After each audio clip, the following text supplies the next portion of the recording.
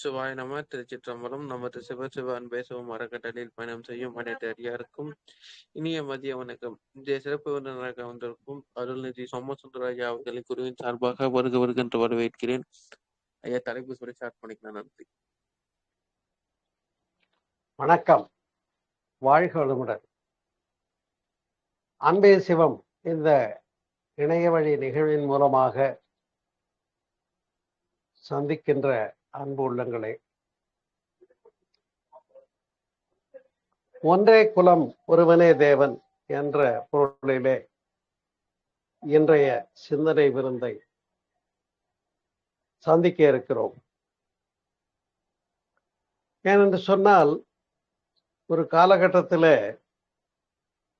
ஜாதியிலே, சமய நெறிகளிலே, சாத்திர சண்டையிலே, கோத்திர குப்பையிலே அபிமானி தலைகின்ற உலகீர் என்று நம்மை பார்த்து பெரியவர்கள், வள்ளல் பெருமானார் முதலாக பலரும் பேசக்கூடிய அளவுக்கு, இன்னும் சொல்ல போனால் தன் தெய்வம் என் தெய்வம் என்று எங்கும் தொடர்ந்து எதிர்விழக்கிடவும் நின்றது என்று சொல்லுகிறார்.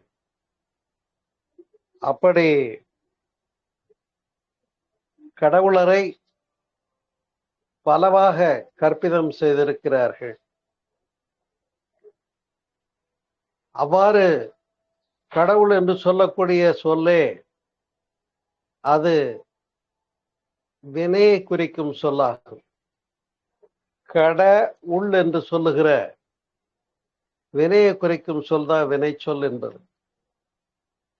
ஆனால் நாம் என்னவோ கடவுளை புறமாக தேடிக்கொண்டிருக்கின்ற ஒரு காட்சியை பார்க்கப்படுகிறது. அல்லது கோயில் கோயிலா போய் கடவுளை தேடுகின்ற நிலையை காண்கிறோம். ஆனால் திருமூலரோ ஒன்றே குலம் ஒருவனே தேவன் என்று குறிப்பிடுகிறார். அதுதான் இன்றைய சிந்தனை தலைப்பு. அன்பு உள்ளங்களே, நல்ல ஒரு சிந்தனை. இது மனித குலத்திற்கு இன்றைக்கு தேவையான ஒரு சிந்தனை. அப்படி ஏன் இவ்வாறு புரிந்து கொள்ள வேண்டும் என்று சிந்திப்போமே என்று சொன்னால், கடவுளரை தேடிப்போன பல பெரியவர்கள் தாங்கள் கண்டவாறு எடுத்துரைத்தார்கள். தாங்கள் கண்டவாறு எடுத்துரைத்தது சொல்லப்பட்ட உணர்ந்த விதங்கள் வேறு வேறாக இருந்ததனால், அவர்கள் வேறு வேறு நாடு, சூழ்நிலை, காலகட்டங்களிலே வாழ்ந்ததனாலே அவர்கள் உணர்ந்தவாறு அந்த பெரும்பொருளுக்கு ஒரு பெயரை கொடுத்தார்கள். அந்த பெயர் என்பது அல்லாஹ் என்றோ அல்லது பிதா என்றோ சிவம் என்றோ இப்படி பலவாறாக எடுத்து சொல்லப்பட்டது. ஆனால் உண்மையிலே மதங்கள் பலவாக இருந்தாலும் மதங்கள் குறிப்பிடுகின்ற அந்த பெரும்பொருள் ஒன்றுதானே என்பதை நாம் புரிதல் கொள்ள வேண்டியிருக்கிறது. இல்லை என்றால் மதங்களை பரப்புவதற்காகவே சண்டைகள், மத சண்டைகள், ஜாதி சண்டைகள், சமய சண்டைகள் இவை நிகழ்கின்றன. ஆகையினாலே அன்பு உள்ளங்களே, இன்றைக்கு உலக சரித்திரம் என்ன என்று எடுத்துக்கொண்டு பார்த்தால் சமய சண்டைகள் தான். ஆமா, இன்னும் சொல்ல போனால் அப்படி கடவுளை பற்றி எடுத்துரைத்த கருத்துக்களை, கோட்பாடுகளை மதங்களாக்கி அந்த மதங்களை பரப்புவதற்காகவும் அத்தகைய மதங்களை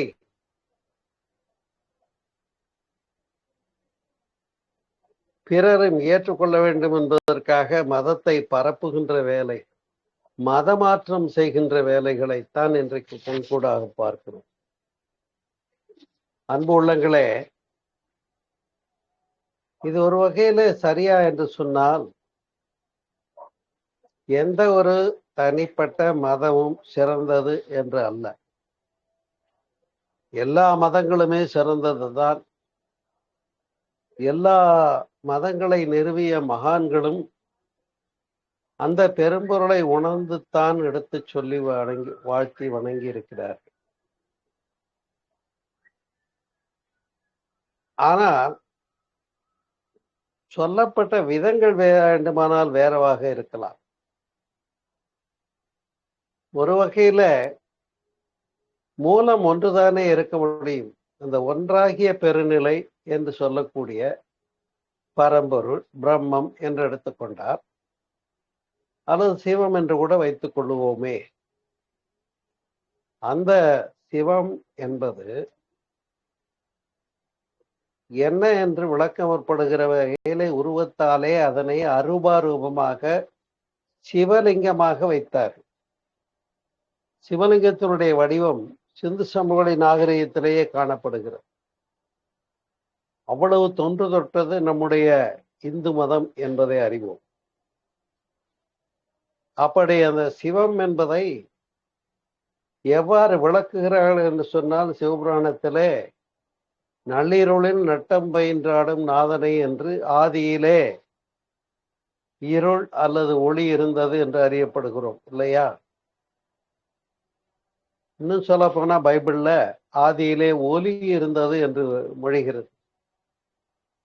இந்த ஒலியை கடவுளை உணரும் வழியாக ஆக்கியதுதான் பிரணவம் என்று சொல்லக்கூடிய. பிரணவம் என்பது பிராணன் படுகின்ற அவத்தை நீக்குவது என்று பொருள்.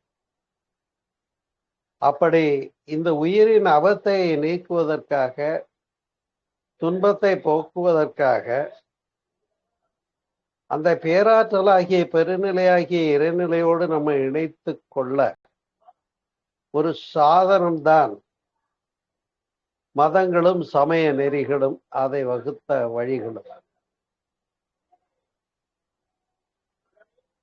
அதனை விளக்க முற்படுகிற போது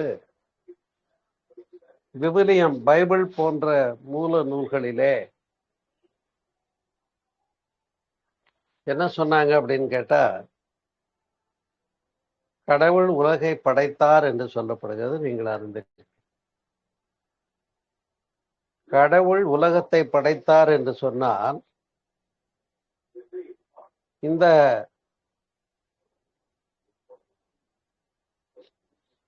உலகம் படைக்கப்பட்டதா என்ற கேள்வியே நாம் சிந்திக்க வேண்டிய ஒரு தலைப்பு தான். ஆம், இந்த உலகம் படைக்கப்படவில்லை. படைப்பதாக இருந்தால்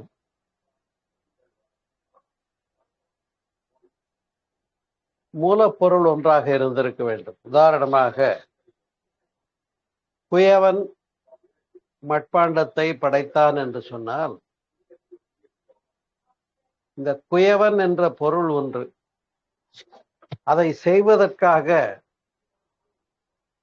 உள்ள மூலப்பொருளாகிய மண் ஒன்று இருந்திருக்க வேண்டும். அப்ப அங்கே படைப்பாடியும் செய்யப்பட்ட பொருளுமாக. ஆனால் மூன்றுக்கு இங்கே வேலை இல்லை. இது எல்லாவற்றுக்கும் மூலம் ஒன்றாகத்தான் இருக்க முடியும் என்று கண்டார். அப்ப அந்த ஒன்றாகிய பெருநிலையே பரம்பொருளே அனைத்துமாக மலர்ந்தது என்று சொல்லக்கூடிய எவல்யூஷன், பரிணாமம் என்பதுதான் நிலையானது, உண்மையானதும் கூட. ஏனென்றால் இந்த உலக தோற்றம் எப்படி வந்தது என்று சொல்ல முற்படுகிற போது, ஏதோ ஒண்ணு வெடிச்சுது, அதனால சிதறி இந்த கோள்களும் பிரபஞ்சத்திலே உள்ள கிரகங்களும் வந்தது என்று சொல்லப்படுவது பெருவெடிப்பு கோட்பாடு என்று சொல்லுவார்கள். இன்னொன்று மாயை. இந்த தோற்றதெல்லாம் பார்க்கறதுல ஒண்ணுமே இல்லப்பா, இது மாயை தான் என்று கூட சொல்லுவார்கள். மறைந்து விடக்கூடியது, அனித்தியமானது, நிலை இல்லை, மித் என்ற கோட்பாடு சொல்லப்பட்டது. ஆனால் உண்மை என்ற என்ன என்று சொன்னால், இது படைக்கப்பட்டதும் அல்ல, மாயா தத்துவமும் அல்ல, பெருவெடிப்பு கோட்பாடும் அல்ல. இது எவல்யூஷன் என்று சொல்லக்கூடிய ஒன்று மற்றொன்றாக வந்த ஒரு மலர்ச்சி, அழகான மலர்ச்சி. இந்த ஒன்று மற்றொன்றாக வந்த பரிணாம மலர்ச்சியிலே ஆதியாகி இறைநிலை நுண்துகளானது. அந்த நுண்துகளே இயக்கம் கொத்தியக்கமான போது பல சிறிய நுண்துகள்கள் இணைந்த போது அது கொத்தியக்கம் என்று பெயர். இந்த ஆதியாகிய ஒரு துகள் சுழன்ற பகுதியை ஈத்தர் என்று சொல்லுவார்கள், நீங்கள் அறிந்திருப்பீர்கள். அப்படி அந்த ஈத்தரை பிரபஞ்ச தோற்றம் உயிர்படலாகிருதம் என்று பேசுகின்றார் கிரேக்க நாட்டு வானசாஸ்திர நிபுணர் லாபிலஸ் என்பவர். அப்படி இந்த விண் என்று சொல்லுகிறோமே, இந்த விண் என்பதை ஆகாசம் என்போம். அந்த ஈத்தர் தொகுப்பு அதுதான் ஆகாசம். மேலும் அதனுடைய அடர்நிலை வித்தியாசங்களுக்கு ஏற்ப காற்றாகி, வெப்பமாகி, நீராகி, மண்ணாகி, அந்த மண்ணிலே நீர்நிலை ஏற்பட்ட போது கடல் பரப்பு, இந்த கடல்ல அங்கே உள்ள ரசாயன தன்மைகள், பிரஷர், அழுத்தம் அடிப்பகுதியில இல்லையா, உப்பு முதலான பல மூலகங்கள் அதுல இருக்கு. அதுல ஏற்பட்ட ஒரு சின்ன மின்னூட்டம், லைட்டனிங், மின்னல்னு சொல்றோம்ல, அது மாதிரி மின்னூட்டம் ஏற்பட்ட போதுதான் உயிர் என்ற தன்மை தோன்றியது என்று அறியப்படுகிறோம். இப்ப இதெல்லாம் யாரோ ஒருத்தர் உட்கார்ந்து படைக்கப்படவில்லை. ஆகையினாலேதான் பேரடி மின்னலைவராலே பெருமழை பெய்வது யாராலே, யாரோ இதற்கு அதிகாரி என்று பாடுகிறார். இப்ப இந்த பேராற்றலுடைய நிகழ்வுகள் முறையாக சிஸ்டமேட்டிக்கா இந்த பிரபஞ்சம் இயங்கி கொண்டிருக்கிறது. கோடானு கோடி கோள்களும் நட்சத்திரங்களும் கேலக்சியும் சுழன்று கொண்டிருக்கிறது. அப்ப இதுக்கெல்லாம் யாரோ ஒரு இது அதிகாரி இருக்க வேண்டும் அல்லவா? அந்த ஒரு மூலப்பொருளை தான் நாம் இங்கே ஒருவனே தேவன் என்று சொல்லுகிறோம். ஆம், வேறு வார்த்தையில சொல்லுகிற போது அது ஆணா பெண்ணா என்ற கேள்விக்குட்பட்டு விடுகிறது. ஆனால் அதனை பிரம்மம் என்று சொன்னாலும் கூட மிக சால சிறந்ததாக இருக்கும். அதனால்தான் பெரியவங்க பாடினாங்க, ஒன்று கண்டீர் உலகுக்கு உயிராவது. இந்த உலகத்துக்கே உயிர் ஒன்றுதான்றாங்க. நாம பல உயிரா பார்க்கிறோம் இல்லையா? ஒன்று கண்டீர் உலகுக்கு உயிராவது,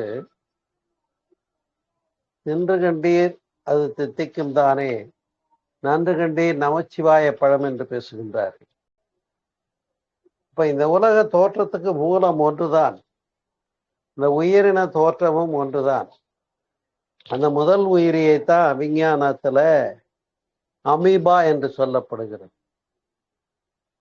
அமீபா என்று சொல்லக்கூடிய அந்த தோற்றம் எடுத்துக்கிட்டீங்கன்னு சொன்னா,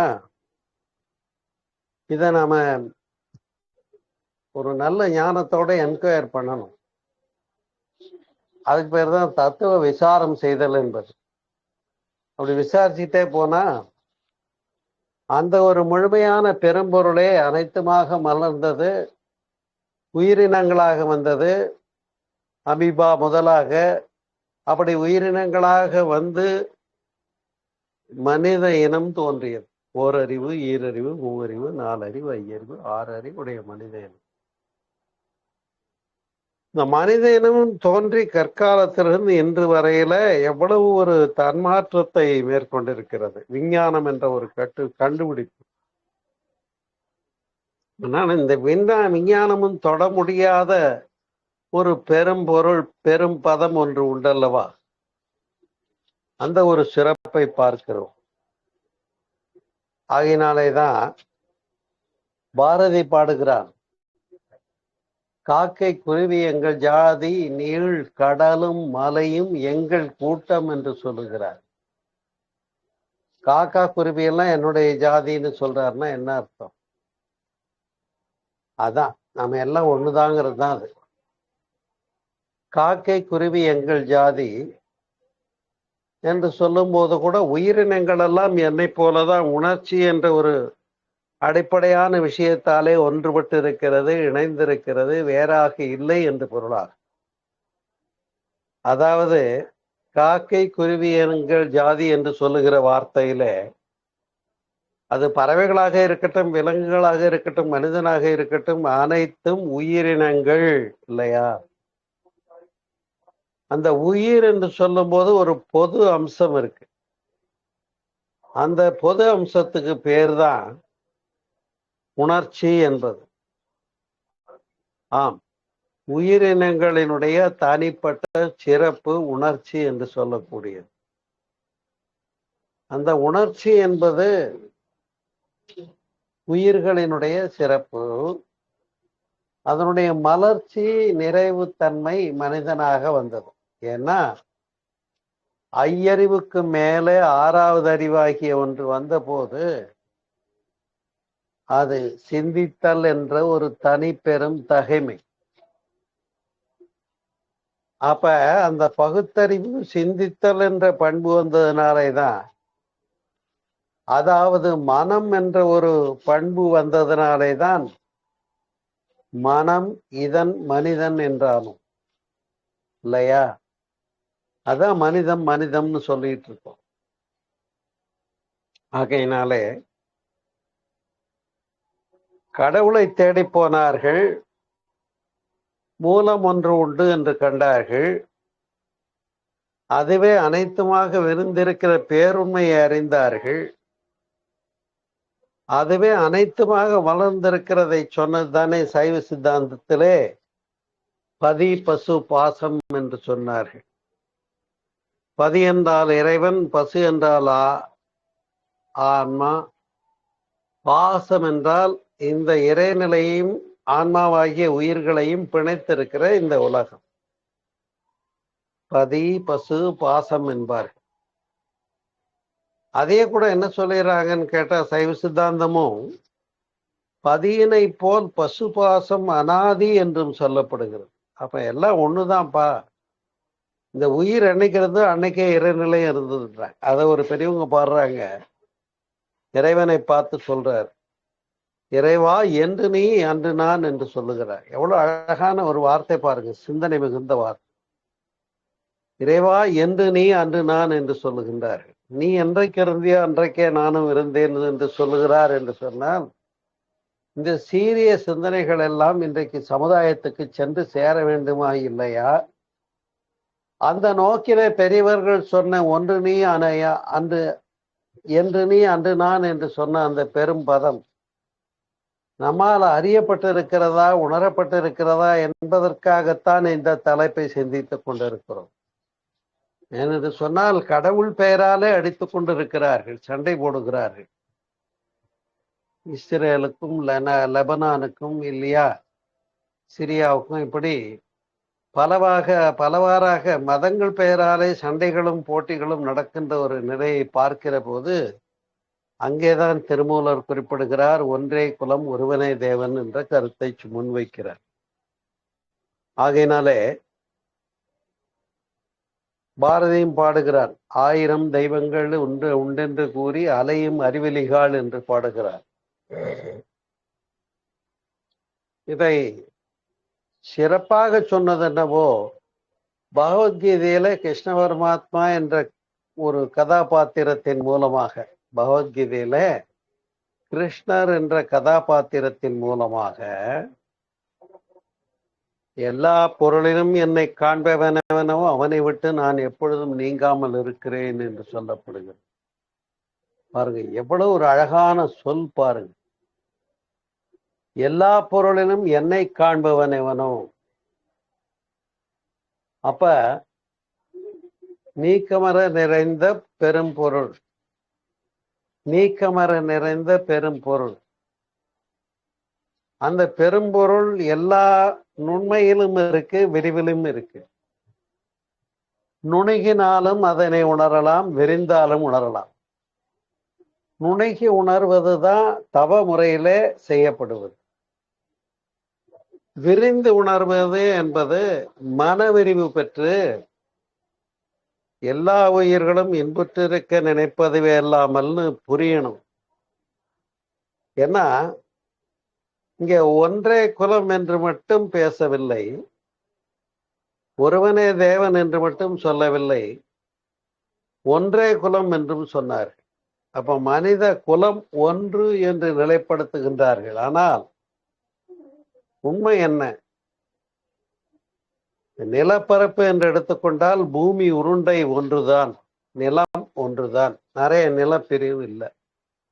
உலக உருண்டையில நிலப்பகுதிங்கிறது ஒன்றுதான், கடல் பகுதின்னு வேணா வேறையா இருக்கு. ஆனா அந்த நிலத்தையும் கடலையும் பேர் வச்சு பிரிச்சது யாருன்னா மனிதன் தானே. பிரிச்சது யாருன்னா மனிதன் தான். ஆகினாலேதான் அப்படி பார்க்கும் இடமெங்கும் நீக்கமர நிறைந்த பரிபூரணானந்தமே என்று பாடினார் தாயுமானார். அருணகிரிநாதர் கூட பாருங்க, கந்தர் அனுபூதியினுடைய முடிவில் ஒரு அழகான வார்த்தை வரும். அந்த முருகனை எப்படி சொல்றாரு, நீ உருவமாவும் இருக்கேப்பா, பல பேர் வச்சிருக்காங்க உனக்கு, பழனியில ஒவ்வொரு காலத்துக்கும் ஒவ்வொரு வேஷம் போட்டுக்கிற, ஆனால் நீ எப்படி இருக்கேன்னு சொல்றாரு கந்தர் அனுபூதியில முருகப்பெருமானை அருணகிரிநாதர் எப்படி இருக்கேன்னு சொல்றாருன்னா, முருகா உருவாய் அருவாய் என்று சொல்லுகிறார். உருவாய் அருவாய் உளதாய் இளதாய் என்று குறிப்பிடுகிறார். நீ இருக்க ஆனா இல்லாதவுமாக இருக்கிற, நீ உருவமாகவும் இருக்கிற, அருவமாகவும் இருக்கிற. பாருங்க, இப்ப இந்த விளக்கம் தான் இன்றைக்கு அடிப்படையான நாம் அறிய வேண்டிய மிக முக்கியமான ஒரு பேருண்மை அருணகிரிநாதரும் சொன்னது. ஆனால் நம்ம வீட்டு பூஜையில எத்தனை கடவுள் வச்சிருக்கோம் திரும்பி பாருங்க. நம்ம வீட்டுல பூஜையில குறைஞ்சபட்சம் ஒவ்வொரு வீட்டுல 20 கடவுளர் வடிவங்களை வைத்திருக்கிறார். அதுபோல ஒவ்வொரு கடவுளுக்கும் எத்தனை பெயர்கள் உண்டு பாருங்க. ஆனா இந்த கடவுளை தேடி புறமாக செல்லுகின்ற பாங்கு, கோயில் கோயிலா போறோம். இப்ப சொல்றாங்க கோயிலாவதேதடா குளங்களாவதேதடான்னு சொல்றாங்க. நட்டக்கல்லை தெய்வம் என்று 4 புஷ்பம் சாற்றிய சுற்றி வந்து முனவன் என்று சொல்லு மந்திரம் எதடா. நட்டக்கல்லும் பேசுமோ நாதன் உள்ளிருக்கையில் என்று பாடுகிறார். அதையேதான் தன்னை அறிய தனக்கொரு கேடில்லை, தன்னை அறிதலை தலைவனை அறிதலாம், தன்னை அறியாமல் தான் கெடுகின்றான். அப்ப அந்த தன்னை அறிகின்ற அறிவை விட்டு தன்னை அறியும் அறிவை அறிந்த போது முழுமை பொருள் விளக்கம் பெறுகிறது என்று சொல்லுகிறார். அதனால தன்னை அறிதல்ன்றது ரொம்ப ஒரு அழகான இடம். தியானம் பண்ணவங்களுக்கு அது புரிஞ்சிருக்கும். இன்னும் குறிப்பாக உச்சியிலே தியானம் பண்ணவங்களுக்கு அதை தான் அறிதியில் பிரம்மப்புடை என்றெல்லாம் சொன்னாங்க, சிறப்புடையது. அப்படி ஆகையினாலே ஒன்று கண்டீர் உலகுக்குயிராவது தின்று கண்டீர் அது நமச்சிவாய பழம் தித்திக்கும் தானேன்னு சொன்னாங்க இல்லையா. அப்படி நன்று கண்டீர் இனி நமச்சிவாய பழம் ஒன்று கண்டீர் உலகுக்கு உயிராவது என்று குறிப்பிடுகிறார் திருமந்திரத்துல. அதே போல மேலும் அதனை விளக்கிய பெரியவர்களுடைய வரிகளும் சான்றுகளும் எத்தனையோ உண்டு. அன்பர்களே, அஞ்சுவதேன் துணிந்துரைப்போம் அறிவே நான் தெய்வம் என்று குறிப்பிடுகிறேன். யார்? வேதாதிரி மகரிஷி அவர். ஒன்னும் யோசிக்க வேண்டியதில்லை, அறிவாகிய தெய்வமே என்று. தாய்மானாரும் அறிவாகிய தெய்வமேன்னு பேசியிருக்கார். திருவள்ளுவரும் பொருளல்லவற்றை பொருளென்று உணரும் மருளானாம் ஆனா பிறப்பு என்று சொல்லப்படுகிறது. அப்படி பொருள்ன்றது எதுன்னு சொல்லும்போது மெய்ப்பொருள் என்று குறிப்பிடுகிறார். ஏன்னா நாம பார்க்கிற இந்த உலகாயுத பொருட்கள்லாம் நிலையில்லாதது. நிச்சயம் இல்லாதது, உரித்தன்மை இல்லாதது, மாறாதது என்று சொல்ல முடியாது. எல்லாம் மாறிக்கொண்டே இருக்கக்கூடியதுதான் உலகத்தினுடைய இயற்கை இயல்பு இல்லையா? அந்த மாறாத பெரும் பொருள் பதம் ஒன்று உண்டு என்று சொன்னால், அந்த மாறாத பெரும் பதம் ஒன்று உண்டு என்று சொன்னால் அது எது என்றால் மெய்ப்பொருள் தான் என்று குறிப்பிடுகிறார் வள்ளுவரும். எனவேதான் அறிவேதான் தெய்வம் என்றார் தாய்மார், அகத்ததுதான் மெய்ப்பொருள் என்று எடுத்துக்காட்டி அறிவதனை அறிவித்தார் திருவள்ளுவர். அவ்வறிவதனை அறிவதற்கு வழிமுறைகள் சொன்னார். திருமூலர் யோகம் தந்தார் இல்லையா? அவ்வறிவதனை அறிவதற்கு வழிமுறைகள் சொன்னார் அறிஞர் திருமூலர். அந்த அறிவிலேயே ஆழ்ந்து ஆனந்த கவி பாடினவர் தான் ராமலிங்கர். அறிவில் ஆழ்ந்து ஆனந்த கவியாத்தார் ராமலிங்கர். அதனால இப்படி அறிவே தெய்வம்னா அறிவு நமக்கு இருக்கான்னு கேட்டா 6 அறிவு இருக்கிறது. விலங்குகளுக்கு பகுத்தறிவு இல்லை. நம்மகிட்ட உள்ள ஸ்பெஷாலிட்டி 6வது அறிவுன்றது. ஆனா நம்ம இந்த 6வது அறிவுல இருந்து 7வது அறிவுக்கு போக முடியுமான்னு ஒரு கேள்வி கேட்கலாம். நீங்க கேட்கணும்.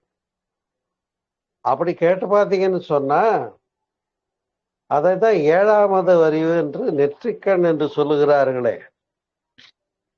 அதாவது ஓதாது உணர்கின்ற பெரும் பதம் அது. பாடம் நடத்தி படிச்சு கத்துக்கிறது ஒரு அறிவு. ஆனா நம்ம அந்த அறிவை எங்க நிறுத்தணுமோ அங்க நிறுத்தணும்னா அது ஓதாது உணர்த்தும். அதை அருணகிரிநாதரும் பாடுறார். ஓதாது ஓதியது அப்பொருள்தான் என்று பாடுகிறார். கந்தர் அனுபூதியில பாத்தீங்கன்னா தெரியும். அப்படி இந்த ஒன்றாகிய அந்த இறைநிலையை பார்த்து இறைவா நீ என்றைக்கு இருந்தே அன்னைக்கே நானும் உண்டுன்னு சொல்ற தைரியமும் இருந்தது. உங்களுக்கு ஒரு மகான் பரஞ்சோதி மகான்னு கேள்விப்பட்டிருப்பீங்களா? வேதாதிரி மகரிஷியினுடைய குருபுரார். அந்த பரஞ்சோதி மகான் ஒரு புத்தகம் எழுதியிருக்கார். இந்த புத்தகம் எதை குறிப்பிடுகிறது என்று சொன்னால் நான் கடவுள் என்று பெயர். இந்த புத்தகத்தினுடைய பெயர் என்ன? நான் கடவுள் என்று பெயர். அப்ப என்ன சொல்றாரு? நான் பிரம்மம் என்று சொல்றாரு. ஆனால் அது நாமளா சொல்லிக்க முடியாது. எப்படின்னு கேட்டீங்கன்னா, ஒரு பள்ளியில ஒரு வகுப்பறை இருக்கு. அந்த ஒரு மாணவன் எழுந்திரிச்சு இல்லை 2-3 பேர் எழுந்திரிச்சு நான் தான் ஃபர்ஸ்ட் ரேங்க் மாணவன், நல்லா படிக்கிறவன்னு அவனே சொல்லிக்க முடியுமா? இல்லை, ஆசிரியர் தான் சொல்ல முடியும். அதுபோல இங்கே நான் தான் கடவுள்னு நம்ம சொல்லிக்கிட்டா அது நல்லா இருக்காது. ஆனால் இந்த ஒன்றாகிய பேராற்றல் பஞ்சபூதங்களாக மலர்ந்தது. பின்னர் ஓரறிவுடைய அமீபாவாக வந்தது. ஒரு செல்லிலிருந்து பல செல் உயிரிய பெரணி பாசியா வந்தது. தாவரங்களா வந்தது. தாவரங்களுக்கு ஓரறிவு என்று அறியப்பட்டிருக்கு. ஈரறிவுடைய புழு பூச்சி, மூவறிவுடைய வாசனை உணரும் திறன், 4அறிவுடைய ஒளி காண்டல், 5அறிவுடைய ஒலி கேட்டல், இப்படி 5 புலனுணர்வுகளும் கொண்டது விலங்கினங்களாச்சு. ஆனால் மனம் என்ற ஒரு தனி பெரும் பண்பு அமைந்த காரணத்தினாலே தான் மனிதன் என்ன பண்றா, இங்க இப்படி உட்கார்ந்துகிட்டு நீங்களும் நானுமாக நான் எங்கிருந்து வந்தேன்னு திரும்பி பார்க்கிறேன். அப்படி நான் எங்கிருந்து வந்தேன்னு திரும்பி பார்க்கும்போது அந்த பெரும்பொருளை உணர முடிகிறது இல்லையா? அப்ப அதை உணர முடிகிற அறிவு நமக்கு இருக்கிறது. அதனால அந்த அறிவு தான் அதை உணர்த்தி கொடுக்கிறது. அதனால்தான் அவன் அருளாலே அவன் தாழ் வணங்கின்னு சொன்னாங்க. இந்த பாட்டுல பாடிட்டு போயிட்டு இருப்பாங்க. சிவபுராணத்துல வர வரிய அவன் அருளாலே அவன் தாழ் வணங்கி அப்படின்னு பாட்டுல பாடிட்டு போயிருப்பாங்க. பாடிட்டு போறதுல அர்த்தம் இல்லை. இந்த அவன் அருளாலே அவன் தாழ் வணங்கினா என்னன்னு கேட்டா, அந்த பெரும்பொருள் தான் அனைத்துமாக வந்தது. அப்ப என்னுள்ளும் அறிவாக மலர்ந்தது. அப்ப தேஜோ மயானந்தமே அறிவாகிய சிவமே என்று பாடுகிறார். இப்ப சிவம் என்பது வெட்டவெளி, பாழ், பரவெளி, பிரம்மம், நிர்விகற்பம்.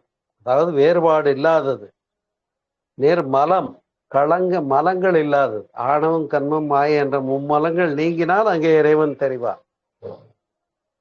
மலங்கள் அற்றவன் இறைவனை சொல்லுவார்கள். அப்ப நிர்மலம், மோனம், ஏன்னா ஒலியாக இருக்கிற வரைக்கும் எல்லை கட்டியதாயிடுச்சு. ஒலி கடந்து பார்க்கணும். ஒலி கடந்து பார்த்தா என்ன அந்த பக்கம்னா மௌனம். இங்க ஒளி இருக்குன்னு வச்சுக்கிறோம். இந்த ஒளி இருந்தா இன்னொரு பக்கம் நிழல் உண்டா இல்லையா, இருட்டு உண்டா இல்லையா? இருக்குன்னு ஒண்ணு இருக்குன்னா இல்லைன்னு ஒண்ணு இருந்துதான் ஆகணும். இதைதான் இரட்டைகள் என்று சொன்னாங்க. இந்த இரட்டைகளுக்கு அப்பாற்பட்ட ஒன்றாகிய பரம்பொருளை புரிந்தார்கள், உணர்ந்தார்கள், சொன்னார்கள். அதைத்தான் ஒன்றே குலம் என்று சொல்லுகிறோம், ஒருவனே தேவன். அந்த ஒன்றிலிருந்து வந்ததனாலே நாம் எல்லாம் அந்த பரம்பொருளினுடைய விரிவு, பரம்பொருளினுடைய விரிவாக நாம் வந்திருக்கிற காரணத்தினாலே பரம்பொருள் பிதா ஒன்று, பிதாவினுடைய குழந்தைகள் அந்த பரம்பொருளிலிருந்து வந்ததுனால நாமெல்லாம் ஒரு தாய் மக்கள் நாம் என்போம். அப்போ ஒன்றே குலம்ன்றது வந்து, அப்ப பாருங்க, மனித குலத்தையே ஒன்றாக்குகின்ற தலைப்பு சிந்தனை, இன்றைய சிந்தனை. இதை எத்தனை பேருக்கு போய் சேரணும் யோசனை பண்ணி பாருங்க. ஆகையினாலே இந்த ஒரு விரிந்த சிந்தனையின் பால் படுகிற போதுதான் கடவுளை தேடி போனோம். கண்ட இடத்து அந்த ஒரு பொருளே அனைத்துமாக வந்தது. அப்ப என்ன சொல்றாரு, பார்க்குமிடமெங்கும் நீக்கமர நிறைந்த பரிபூரணானந்தமே என்று பாடி, எல்லா பொருளிலும் என்னை காண்பவனேவனோ அவனை விட்டு நான் எப்பொழுதும் நீங்காமல் இருக்கிறேன் என்று சொல்லும் அங்கே உண்மைப்படுகிறது இல்லையா? ஆகையினாலே இதைதான் ஏகான்ம உணர்வு என்று சொன்னார். நம்ம ஆன்மான்னு சொல்லி உயிர்கள்னு வேற வேறையா பார்க்கிறோம். ஆனா ஆன்மாவிலே பேதம் இல்லை, ஆன்மாவுக்கு அழிவும் இல்லை. இந்த உடலுக்கு தோற்றமும் முடிவும் உண்டு, தோற்றமும் அழிவும் உண்டு, பிறப்பும் இறப்பும் உண்டு. ஆனால் ஆன்மா அழிவற்றது என்று கண்டபோது, அதனால இதை சொன்னாங்க அன்பர்களே, இந்த ஒன்று பரம்பொருள் நாம் அதன் மக்கள் என்று உணர்ந்தால் உலகு இன்பக்கேணி என்று சொன்னார்கள். அப்ப இந்த சிந்தனை இன்றைக்கு சமுதாயத்திற்கு அந்த அளவுக்கு மிக மிக அவசியமாக தேவைப்படுகிறது. ஏனென்று சொன்னால், அன்பு உள்ளங்களே, அந்த ஒன்று பரம்பொருள் என்பதை உணர்தலும், இந்த உயிரினங்களுக்குள்ளேயும் உயிரில்லாததுக்குள்ளேயும் இருக்கிறதே அந்த பெரும்பொருள் தான் என்று புரிந்து கொள்வதும், அதை உருவமில்லாத அரூபமாகிய இறை நிலை பேரானந்தம் என்று சொல்லப்படுவதும், அந்த மலர்ச்சியினுடைய சிறப்பு ஆறாவது அறிவாகிய மனிதனாகவும் வந்திருக்கிற காரணத்தினாலே தான் அறிவாகிய தெய்வமே தேஜோமயானந்தமே என்று பாடினார்கள் என்பதை புரிகிற போது, இது எங்க தொடங்குச்சோ இத்தனையுமா வந்துச்சு, இப்ப நானா வந்திருக்கு, நீங்களுமா வந்திருக்கு. அப்ப நீங்களும் நானும் மூலம் என்ன என்று கேட்டா மூலம் வேறல்ல. புரியுதா? மூலமாகி அந்த இறைநிலைங்கிறது வேறல்ல என்பது. இந்த ஒரு அறிவு, இந்த ஒரு புரிதல் வந்துவிட்டது என்று சொன்னால், அன்பு உள்ளங்களே, அங்கதான் ஆன்மநேயம் வெளிப்பட முடியும். அதனால ஆன்மாவை புரிந்து கொள்ள வேண்டும், தன்னை அறிந்து கொள்ள வேண்டும் என்று பெரியவர்கள் விரும்பினார்கள். அதற்கான வழிகளை சொன்னார்கள். ஆனால் இப்ப அந்த சொன்னவங்களுடைய எல்லை கட்டிய வார்த்தையும் அத ஒரு பைபிளாவோ மத நூலாவோ வச்சுட்டு அதுக்குள்ள மட்டும் தேடி பார்க்கும்போது பார்க்க முடியாது. நம்ம என்ன பண்ணும், சமயம் கடந்த சிந்தனைக்கு வர வேண்டும். வேற ஒன்றும் சமயம் கடந்த சிந்தனை நமக்கு தேவைப்படுகிறது, வேற ஒண்ணும் இல்லை. அப்பதான் கடவுள்னு பிக்சேஷன் பண்ணிட்டு பார்க்கும்போது நம்ம அம்புல மாட்டிக்கிறோம். இப்ப இந்த தடைகளை தாண்டி சிந்திக்கிற போது கடவுளும் ஒன்றுதான், அதன் விரிவாகிய உயிர்களும் அதனுடைய பின்னங்கள். அப்ப ஒரு தாய் மக்கள் நாம் என்போம், ஒன்றே எங்கள் குலம் என்போம். அப்ப நாம ஒரு தாய் மக்கள் தானே. அப்ப நமக்குள்ள என்ன ரிலேஷன்ஷிப் இருக்கு, உறவு இருக்கு. நமக்குள்ள என்ன உறவு இருக்குன்னு கேட்டா நமக்குள்ள பிரதர்ஹுட் தான் இருக்கும், சகோதரத்துவம் என்று சொல்லுவார். அப்ப இந்த விளக்கங்களை எல்லாம் பெற்று சகோதரத்துவத்தை புரிந்து கொண்டால் நீங்களும் நானும் சகோதரர்கள்ன்றத உண்மையை புரிஞ்சுக்கிட்டோம்னு சொன்னா இங்க மனித நேயம் ஒன்று மட்டும்தானே மிச்சம் இருக்கும் இல்லையா? ஆகையினாலேதான் மனித நேயம் என்பது, ஆன்ம நேயம் என்பது வள்ளல் பெருமானாரே வலியுறுத்திய ஒரு அழகான சொல்லு. எனவே இந்த விரிந்து பரந்த சிந்தனையை அத்துணை மகான்களும் வழங்கி சென்றிருக்கிறார்கள். நாமும் சிந்திக்க வேண்டியிருக்கிறது. ஆனால் நம்முடைய கடவுள் வழிபாடு எப்படி போய்கொண்டிருக்கிறது என்று சொன்னால், என் கடவுள் தாயா பெருசுன்னு மற்றவங்ககிட்ட சண்டைக்கு போற அளவுக்கு நாம தரம் தாழ்ந்து விட்டோம். அதனால்தான் தன் தெய்வம் என் தெய்வம் என்று எங்கும் தொடர்ந்து எதிர்வழக்கிடவும் நின்றது இது என்று பாடுகிறார்கள். அதனால இது எல்லை கட்டிய நிலை அல்ல, எல்லையில்லாத பேரறிவு என்று சொல்லக்கூடியது, எல்லையில்லாத முற்றறிவு என்று சொல்லக்கூடியது. அந்த எல்லையில்லாத முற்றறிவோடு நம்மை இணைத்துக் கொள்ளுவதற்கு நமக்கு இந்த சிந்தனை போதுமானதாக இருக்கும் என்று எண்ணுகிறேன். அன்பு உள்ளங்களே, இதைத்தான் பேரருள் உடைமை என்று சொல்லுகின்றார்கள். இறைவனுடைய கல்யாண குணங்கள்ல ஒன்று என்று சொல்லுகிறார். சிறப்பான குணங்கள்ல ஒன்று பேரருள் உடைமை என்று சொல்லக்கூடியது. அதனால அருள் நோக்கு வர வேண்டும், சுயநலம் என்பது மாற வேண்டும், நான் எனது என்பது இல்லாமல் போக வேண்டும். இதைதான் அருளாளர்கள் சொன்னார்கள். நாமும் அருள் வழி வாழ்க்கையாக புரிதல் வேண்டும். இந்த ஒன்றை புரிந்து கொண்டால் வாழ்க்கை மேம்பட்டதாக இருக்கும், சிறப்புடையதாக இருக்கும். இல்லைன்னா சண்டை சச்சரவு தான் மிச்சமா இருக்கும் இல்லைங்களா?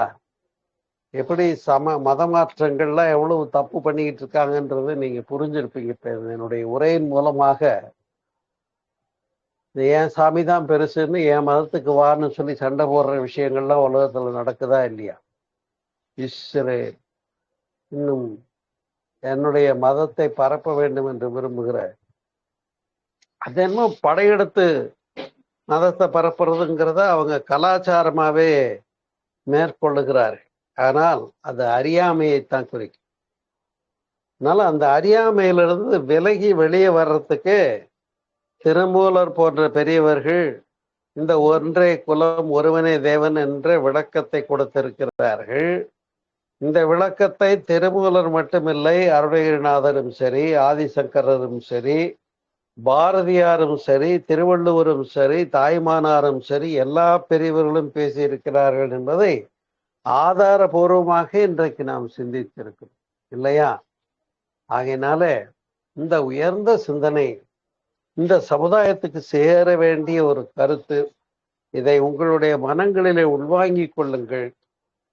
இங்கே ஜீவகாருண்யம் மிகும், எதிர்மறை உணர்வுகள் அழிந்து போகும், மக்களிடையே ஒன்றாக ஒரே குலமாக வாழ்கின்ற பண்பும் அந்த பண்பினால் ஏற்படுகின்ற நலனும் மிகுகிற போது இந்த உலகம் சிறப்பாக வாழ முடியும்.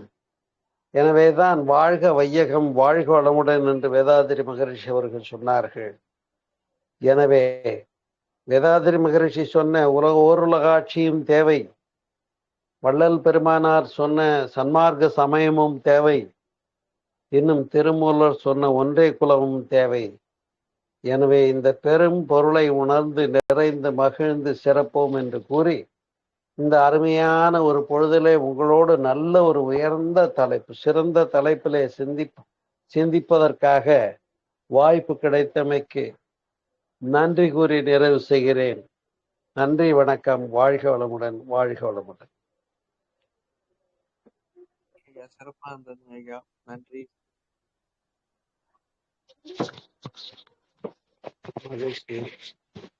முடிச்சுக்கலாமா? ரெக்கார்டிங் முடிச்சிட்டீங்களா?